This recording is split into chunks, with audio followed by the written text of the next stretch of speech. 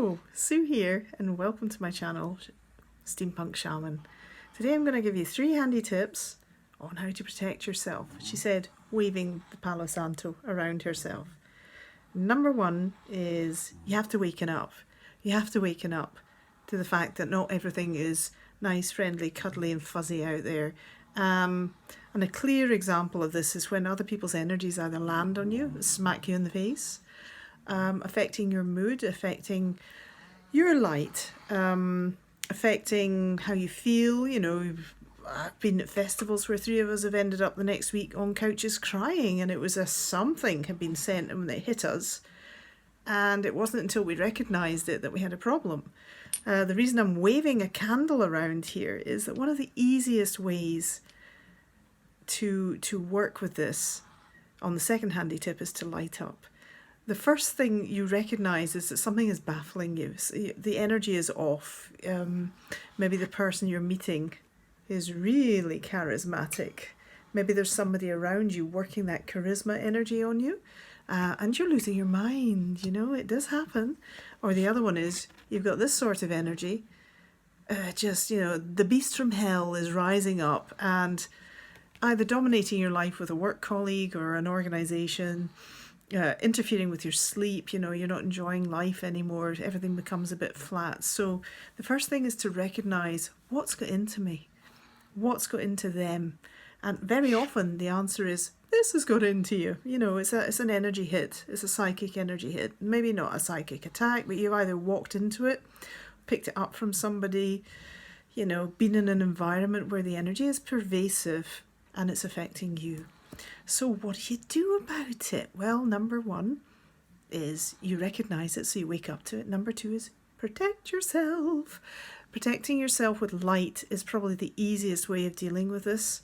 Lighting up, running light in meditation, or even quickly just through your entire body.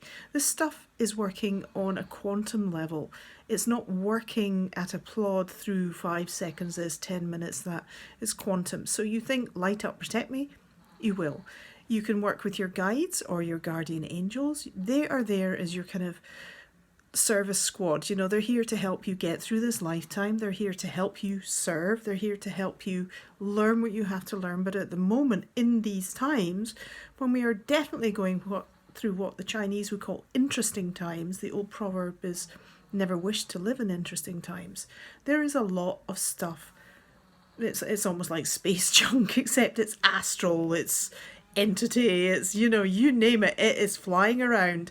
It's flying out of our screens, it's flying out of newspapers, it's flying in the energy fields that we are walking in at the moment. You can't go into supermarkets without being messaged. There's messages everywhere. Part of these messages are doing what the Jesuits would say, the exorcists. They're really good at this stuff. They know that this stuff is to mess with your mind, okay? So try, particularly the fear stuff. The last 3 years has been fear driven, and what we want to do is return our balance, get our power back, get our strength back, you know. So first stage is waking up, recognize what's happening.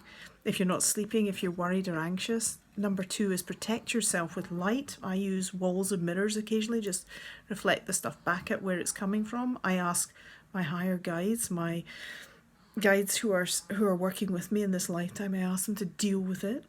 I ask for protection with a circle of light. The old one from the Wiccan community would be the circle hedge, which is lovely. You know, I go to sleep in a circle hedge cast around me, keeps stuff out, doesn't let stuff in. Or you can do the light bubble. Anything that basically you feel safe and secure in the knowledge that the universe and the higher guides are looking after you. You can call Archangel Michael. When I get into a tricky spot, I'll just call on an archangel, particularly Michael, wielding a sword, or in this case, a wand. I look more like Harry Potter than the Archangel Michael, sword of truth. But this has been going on since time immemorial. There's a lovely book written by Dion Fortune, The Magical Battle of Britain, and this tells about how magicians and esoteric scholars in Britain repelled the magical forces of the Third Reich in the Second World War.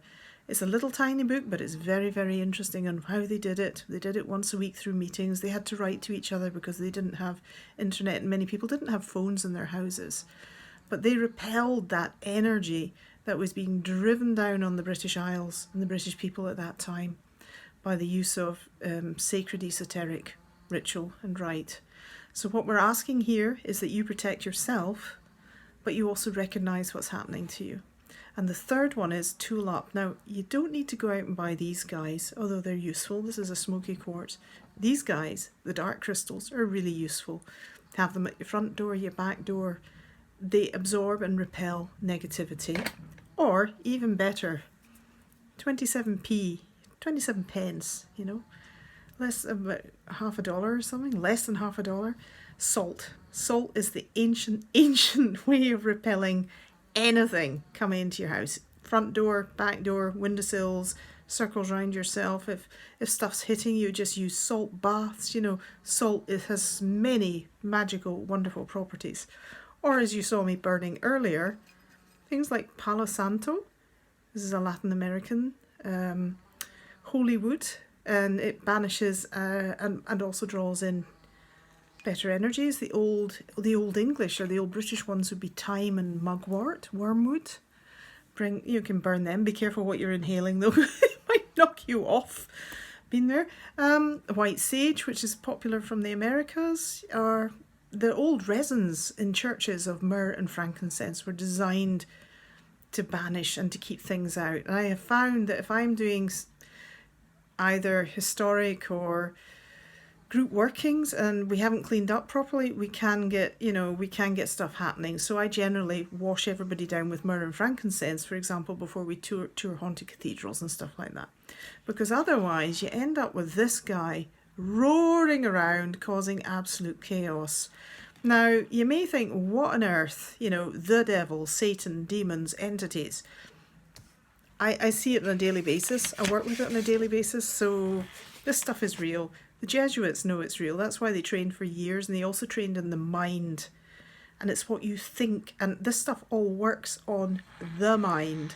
So get used to keeping your head clear, not indulging in stuff that is ugly or fearful, or calling in the occasional goddess. This one is one of my favourites. This is Kali, destroyer of destroyers. Yeah, love that. Love the destroying of destroyers. The people who are destroying other people get destroyed by invoking Kali Durga. Awesome. Absolutely awesome. So again, if this guy is running riot, or if thoughts are running riot, or if people are getting heavy with you, call in your protection. Recognize it's happening, that it's not necessarily your thoughts, but you're just absorbing like a sponge, because we're basically electromagnetic beings in solid bodies. Don't put up with it. If necessary, go home, get the salt out the cupboard and do a bit of salting, round the garden, round the gates, round your front door. Light up, again, a wee stash of candles is worth a fortune in terms of the light repels the dark. And also the light, we absorb it through our eyes, we absorb it through our skin. This is why lighter days, as we come out of winter in the northern hemisphere, while the lighter days, we've got 1 hour a day more daylight. And already the whole vibration is changing. But so the 3 handy tips are, wake up to what's happening around you, light up using simple tools, and tool up, yeah?